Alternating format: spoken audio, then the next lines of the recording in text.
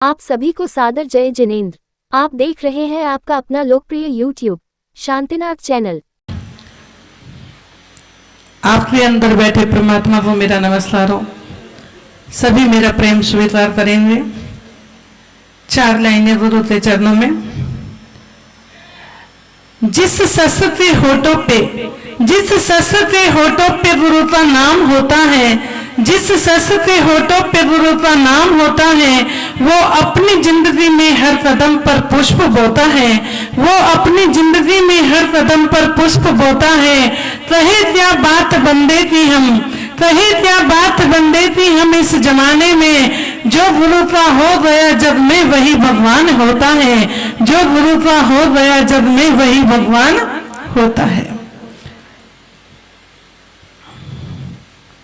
9:23। आज सिद्ध चक्र विधान का कौन सा दिन है? 7वां दिन। कितने अर्घ चढ़ने हैं? अभी आपके पास कितने दिन बचे हैं? उसके बाद क्या करना है? घर गृहस्थी के मकड़ी के जाले में फंस जाना है। पंडित लोग भी अपना अपना रास्ता नाप लेंगे। सिद्धों की पूजा चल रही है। कल आपको बताया था जल की एक बूंद। कई लोग तो सोचने लगते हैं कि अगर मैं जल की एक बूंद भी चढ़ाता हूं तो उसमें कितने जीवों की हिंसा, कितने जीवों की? हाँ, 36,500 जीवों की हिंसा। एक बाल्टी जल लाऊंगा तो कितनी हिंसा हो जाएगी। आप लोग सोचने लगे कि मैं इतना पानी ला रहा हूं, इतनी हिंसा हो रही है, लेकिन आप दिन भर में कितनी हिंसा करते हो अपने गृहस्थ जीवन में, वो आप नहीं देते। जहां भगवान की बारी आती है वहां आपको हिंसा नजर आने लगती है। ये करेंगे तो हिंसा हो जाएगी, किशमिश चढ़ाएंगे तो हिंसा हो जाएगी, बादाम की चटक चढ़ाएंगे तो हिंसा हो जाएगी। हर चीज में आपको हिंसा नजर आने लगती है। कल मैंने बताया था आवाहन, स्थापन और सन्निधिकरण। आपने देखा होगा जिस समय टोनी भैया की बात आप विधान से पहले चर्चा चली थी कि टोनी जी की तरफ से विधान होने जा रहा है, तो टोनी भैया ने आप सबको क्या दिया था? निमंत्रण दिया था। दिया था कि नहीं दिया था? सबसे बोला होगा कि विधान होने जा रहा है, आप लोगों को बैठना है। पंडित जी को भी निमंत्रण दिया, संगीतकार को भी दिया, सबको निमंत्रण दिया और सबको बुलाया। बाहर तक फोन भी गए होंगे रिश्तेदारों तक। तो क्या हुआ? इसको क्या कहा जाता है कि आप लोगों का आह्वान होने जा रहा है। उसके बाद आप लोग आ भी गए, जो लोग बाहर से आए हैं, पंडित जी आए हैं, संगीतकार आए हैं, उनके रिश्तेदार भी आए हैं। और आने के बाद उनकी स्थापना करने के लिए क्या जरूरत पड़ती है? किस चीज की जरूरत पड़ती है? रूम, कमरों की जरूरत पड़ती है। फिर वो व्यवस्था बनानी पड़ जाती है। वो व्यवस्था भी बन गई। उसके बाद एक और व्यवस्था, किसकी? जो आप लोग विधान के बाद क्या करते हो? भोजन की व्यवस्था। ऐसे ही आप भगवान को करते हो कि पहले बुलाते हो, फिर उसको बैठा लेते हो, और बैठाने के बाद ये अष्टद्रव्य की थाली आप लोग लगा लेते हो। कल ही हम आचार्य विशुद्ध सागर महाराज और सौरभ सागर महाराज, जो हमारी गृहस्थ अवस्था के गुरु हैं, कहा भी है कि पानी पियो छान के और गुरु बनाओ जान। ये हमारा बहुत बड़ा पुण्य है कि हमारे 2 गुरु बने, और दोनों ही गुरु अनमोल हैं। कैसे हैं? आज तुम कान में से भी ढूंढोगे तो ऐसे रत्न आपको मिलने वाले नहीं है। आचार्य पुष्पदंत महाराज भी कहते हैं कि मेरे इतने शिष्य हैं, लेकिन उन शिष्यों में एक शिष्य सौरभ सागर ऐसा है जो ढूंढे से भी नहीं मिलने वाला। वैसे ही हमारे दीक्षा गुरु आज जो हमने बनाए हैं वो कौन है? आचार्य कुंतु सागर महाराज।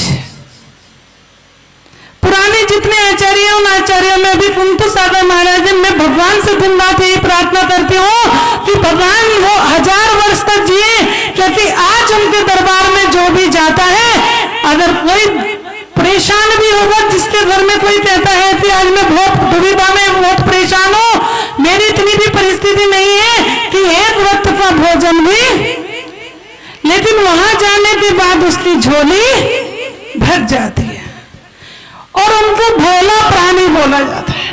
कहते हैं ये बहुत भोला महाराज है। वाकई में वो है भी ऐसे ही कि आज उनके दरबार में आप जाओगे, आपको किसी का परिचय देना नहीं पड़ेगा कि फलाने पंडित ने, फलाने महाराज ने या फलाने माताजी ने मुझे भेजा है कि महाराज आज मेरी परेशानियां, मेरे दुख को आप दूर कर दो। वो तो जाओगे और आपके सर पर हाथ रख देंगे। बहुत लोग हैं ऐसे जो आज भी साल में 2 बार 3 बार वहां पर जाते हैं। हो सकता है पंडित जी लोग हमारे बैठे, अरुण भैया जी यहाँ पर बैठे हैं, वो भी काफी परिचित होंगे हमारे आचार्य श्री से।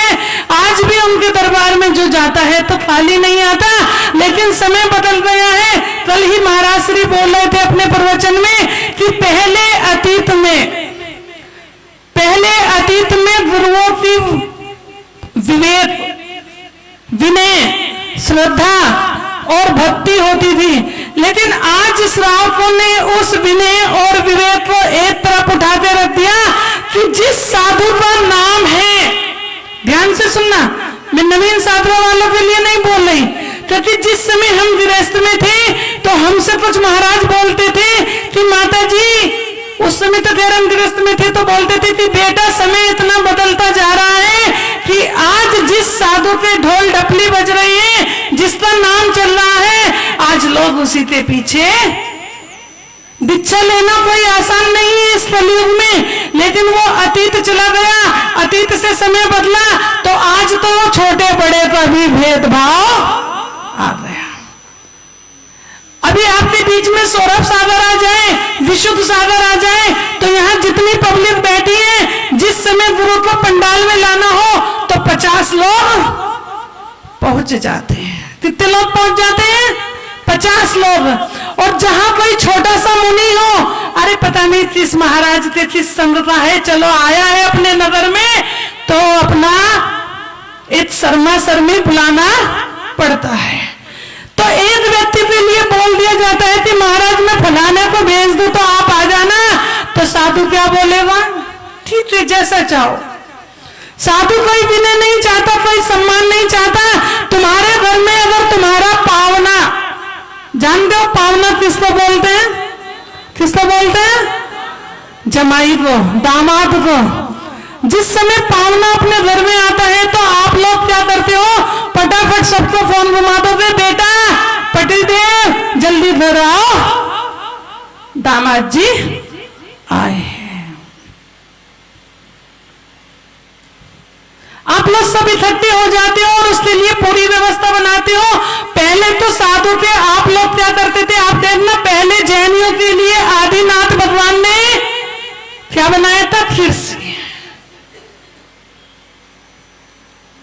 पहले जैनियों का सबसे बड़ा व्यापार कृषि ही होता था। आज वो किस में चला गया? दूसरे लोगों में चला। उसमें भी गन्ना, देखना जो पूरा ऊपर से नीचे तो स्वाद आता है, उस गन्ने को दे दिया गया।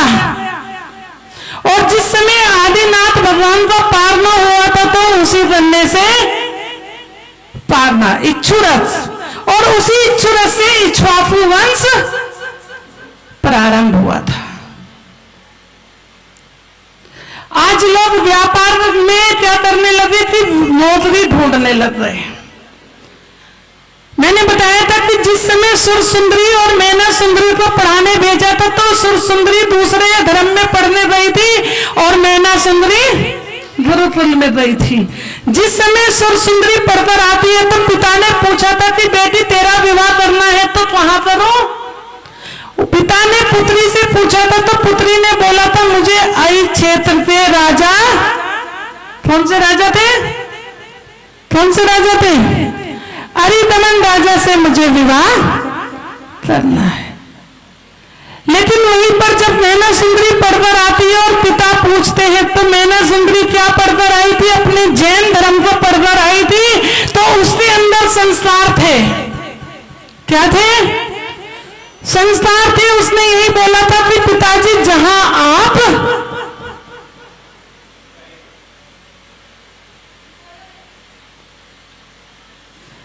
आज हम उस सब चीज को लोप करते जा रहे हैं। पहले आप लोग देखते थे कि हम लोग जिस समय विधान पूजा करते थे तो बाहर क्या करते थे? सब गरीबों के लिए भोजन की व्यवस्था करते थे। और आज बाहर आप जाकर देखो तो अपने भोजन की व्यवस्था खत्म होती जा रही है और बाहर लंगर क्या चल रहे हैं? लंगर चल रहे हैं। हर गरीबों को भोजन खिलाया जा रहा है। आज आप लोग जो अक्षत चढ़ा रहे हो, पहले क्या चढ़ाते थे कि किसान जो बोता था उसी को भगवान के चरणों में चढ़ा देता था और इतना चढ़ाकर जाता था कि जो भी आए उसको खूब बांट दिया जाता था। खूब गरीबों में बोरे पे बोरे बांट दिए जाते थे। आज तो आप लोग जो भी कर रहे हो वो सिर्फ एक दिखावे के लिए कर रहे हो। एक मैं अहम जो आज अपने अंदर आ गया है उसी के कारण आज अपना धर्म का लोप होता जा रहा है। आज तुम गुरुओं की विनय करना भूल रहे हो।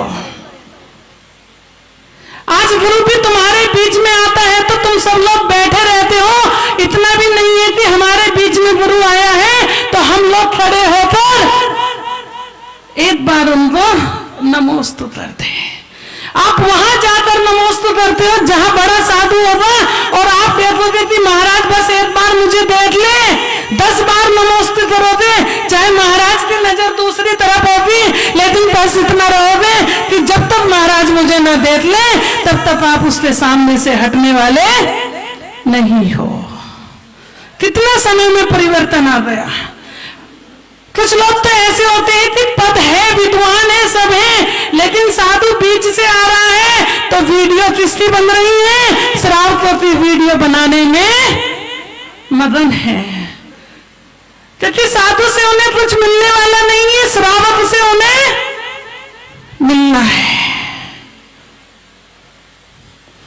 कल ही सौरभ सागर महाराज जी अपने प्रवचन में बोले थे ये बनिए हैं जो गुरु बोलते हैं वही हम बोलते हैं। हम तो अज्ञानी जीव हैं। लोग हमसे कहते हैं माता जी आर्य का बन जाओ, गन्नी पद ले लो, लेकिन मुझे अपना ये पद बहुत अच्छा लगता है क्योंकि आज जिन गुरुओं की तुम लोग सेवा नहीं करते, आज मुझे उन गुरुओं की सेवा और उनको आहार देने का मौका मिलता है। ये एक छुल्ली का पद ऐसा है जो गुरुओं को आहार दे सकता है। और कहीं परिस्थिति ऐसी आ जाए कि जहां श्रावक उनको चौका नहीं लगाते तो वहां हमें बोल दिया गया है कि तुम अपने निमित्त से नहीं उस गुरु के निमित्त से आहार बनाकर भी उस गुरु को आहार करवा सकते हो। इससे बड़ा पद और कोई पद नहीं है। आप लोग देखते हैं कि आचार्य बनते हैं और जिस समय समाधि मरण होता है, समाधि समय अपना ले लेते हैं, उस समय वो आचार्य पद भी छोड़ना पड़ता है। गुरु कितना सरल होता है, लेकिन तुम्हें जरा सा गुस्सा दिखा दे, अगर वही शब्द 2 शब्द बोल जाए तो तुम्हें वो गुरु भी बुरा लगने लग जाता है। आज गुरु तुम्हारे इशारों पर नाच रहे, तुम्हारी हथ मार रहा है तो वो साधु बहुत सरल है, बहुत सीधा है, बहुत अच्छा है। क्योंकि हमारे गुरु ने हमारे अंदर ऐसे ही संस्कार फूट फूट कर भरे हैं। जैसे आज वो भोला है वैसे ही हम भोले बनकर बैठ जाते हैं। सम्मान कोई नहीं चाहता, हमें सम्मान नहीं चाहिए, विनय नहीं चाहिए, क्योंकि जैसी करनी वैसी भरनी। जैसा कर्म तुम करते आओगे उसका फल तुम्हें वैसा ही मिलने वाला है। चाहे तुम कितने भी पूजा पाठ कर लेना, कितने भी विधान कर लेना, लेकिन घर में बैठे बूढ़े माता पिता को अगर आज आप पानी नहीं दे रहे, 2 रोटी नहीं दे रहे, तो तुम्हारे ये पूजा पाठ भी किसी काम के नहीं है। जिस माता पिता ने तुम्हें पढ़ा लिखा कर आज इतना धनपति बना दिया, वैभव तुम्हारे पास इकट्ठा कर दिया, आज उसी वैभव के कारण तुम्हारी गर्दन कहाँ है? मंदिरों के सामने आप लोग देखते हो मान स्तंभ बनाए जाते हैं। क्यों बनाए जाते हैं? क्यों बनाए जाते हैं मान स्तंभ? मान को बुलाने के लिए। लेकिन आज उसका विपरीत चल रहा है। आदिनाथ भगवान ने भी अपने 100 पुत्रों को 72 कलाएं दी थी।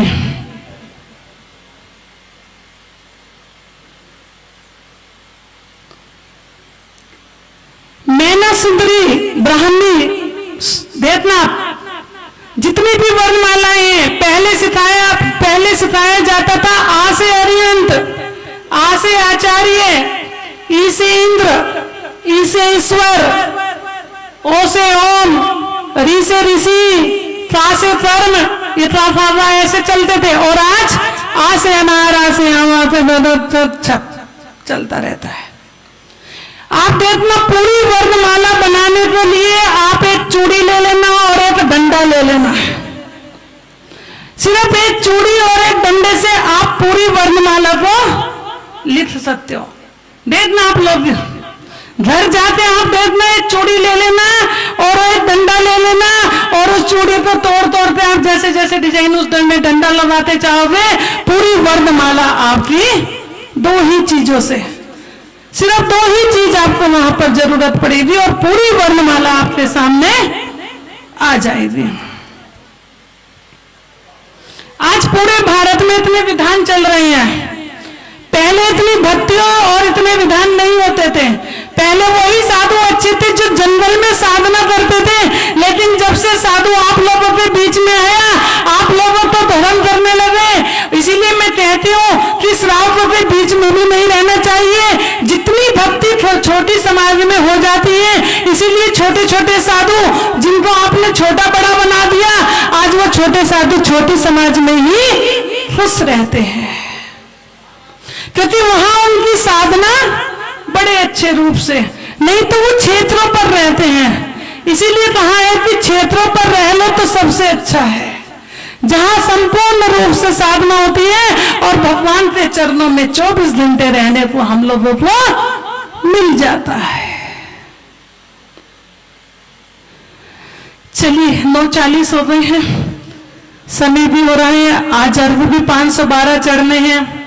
समय की बहुत सीमा होती है और कीमत भी होती है, तो समय के अनुसार आज 512 चढ़ रहे हैं। आप लोग बड़े भक्तिपूर्ण से लगे हुए हैं। आपसे ज्यादा तो पंडित लोग और संगीतकारों की मेहनत होती है, जो सुबह से आप लोगों के बीच में लगे हैं, बिना खाए पिए बैठे रहते हैं। और उसमें भी कितना इनको बोलना पड़ता है। आप लोगों को तो खाली सुहा और मटकना रहता है। सबसे बड़ी मेहनत तो इन लोगों की है। सुबह भी, शाम को भी, दोपहर में भी, रात को भी आप लोगों के बीच में सिर्फ बोलते ही रहना है, क्योंकि ये 8 दिन में ये सोचते हैं पता नहीं हम तुम लोगों में कितना धर्म बाहर जाए और तुम लोगों में कितना धर्म फूट फूट के डाल जाए। लेकिन कभी भी आप सुनो तो उनमें से कुछ शब्दों को अपनी आत्मा में उतार लेना, तो तुम्हारा कल्याण हो जाएगा। क्या हो जाएगा? कल्याण हो जाएगा। इन्हीं भावों के साथ बोलिए हुए अंतिम तीर्थंकर महावीर भगवान की, गणाधिपति गंगाचार्य आचार्य साधवंत सागर जी महाराज की, सिद्ध चक्र महामंडल विधान की, जैन धर्म की, अहिंसा में धर्म की। चैनल को अभी सब्सक्राइब करें व इस वीडियो को लाइक, कमेंट व शेयर अवश्य करें।